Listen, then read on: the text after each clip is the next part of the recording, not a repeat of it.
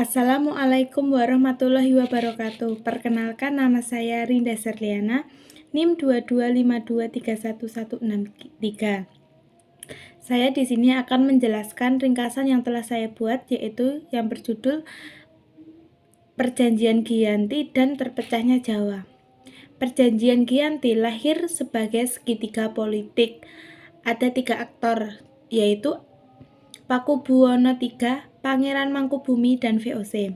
Pada 13 Februari 1755, nama Giyanti diambil dari lokasi penandatanganan di Desa Janti. Dalam bahasa Belanda, bernama Ianti dan secara tertulis terbaca sebagai Giyanti. Tempat tersebut sekarang disebut sebagai Dukuh Kertan Jatiharjo, Karanganyar, Jawa Tengah. Di masa silam, Perjanjian Giyanti dibuat untuk meredam api konflik yang terjadi berlarut-larut. Pasca perpindahan Keraton Kartosuro ke Surakarta, api dari geger pecinan belum mati tepat di sumbunya. Ketika itu Mangkubumi yang membantu Pakubuwono II dalam meredakan api konflik mendapat hadiah berupa sebidang tanah dari Pakubuwono II. Namun luas tanah yang diberikan menimbulkan kecemburuan. Salah seorang pangeran lalu mengeluh ketidakadilan terkait hadiah tersebut kepada Gubernur Jenderal Baron Nan-in-Voort. Sang gubernur di Batavia itu pun lantas mengevaluasi Jenderal Baron keputusan yang membuat tanah tersebut tidak jadi dimiliki oleh Mangkubumi. Rajiman, seorang peneliti sastra dan kebudayaan Jawa, mengatakan, "Karena dia minta izin pada kakaknya, daripada lungguh saya dikurung. Lebih baik buanglah saya saja. Buanglah kemana sampai saya tidak muncul di Jawa lagi." Akhirnya beliau diberi sangu 3.000 real untuk jatah makan anak buah. "Silahkan pergi." Malamnya pergi. Sejak itulah pecah perang Mangkubumi. Puluhan ribu prajurit kompeni dan prajurit Jawa.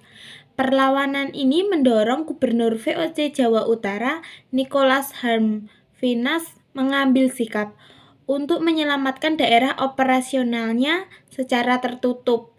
Harmfinas melakukan perundingan dengan Pangeran Mangkubumi.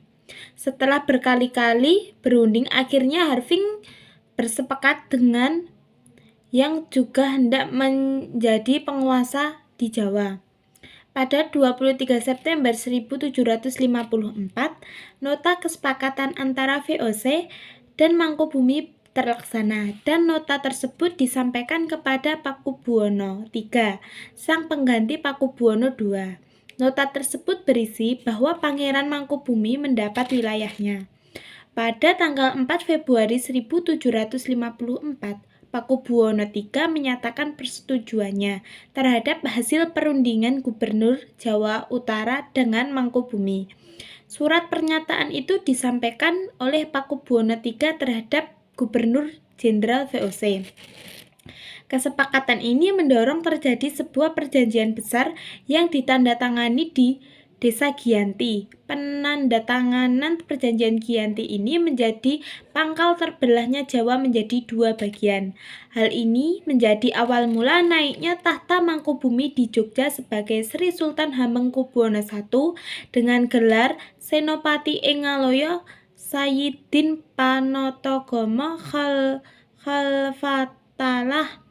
Sejak ditandatangani perjanjian tersebut pada 13 Februari 1755.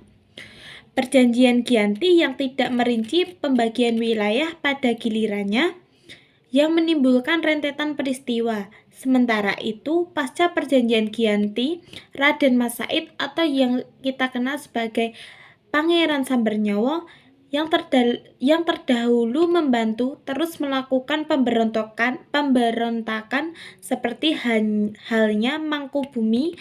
Pangeran Sambernyawa yang merupakan terah Pakubuwono turut menuntut hak sebagai penguasa wilayah. Dalam gerakannya pada Oktober 1755, Pangeran Sambernyawa berhasil mengambil satu kelompok pasukan VOC.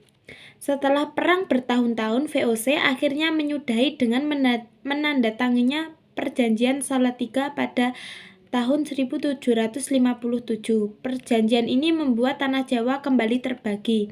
Pada perjanjian ini, Pangeran Sambernyawa mendapat sebagian wilayah Kasunanan Surakarta dengan wilayah kekuasaan Kadipati Mangkunegaran.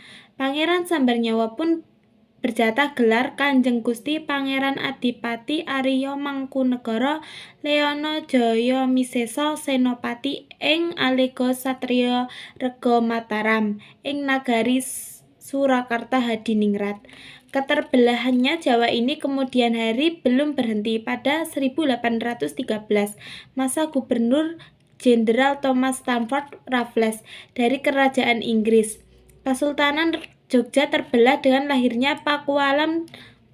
Dengan demikian, tanah Jawa memiliki 4 wilayah pemerintahan, masing-masing penuh dengan perbedaan dan model orientasi politik. Hal ini berujung pada perbedaan status hingga hari. Di masa Republik Indonesia, Kesultanan Surakarta dan Kadipaten Mangkunegara menjadi situs cagar budaya. Sementara wilayah Yogya di dalamnya juga terdapat Pakualam menjadi daerah istimewa. Sekian dari saya, apabila ada salah kata mohon maaf. Wassalamualaikum warahmatullahi wabarakatuh.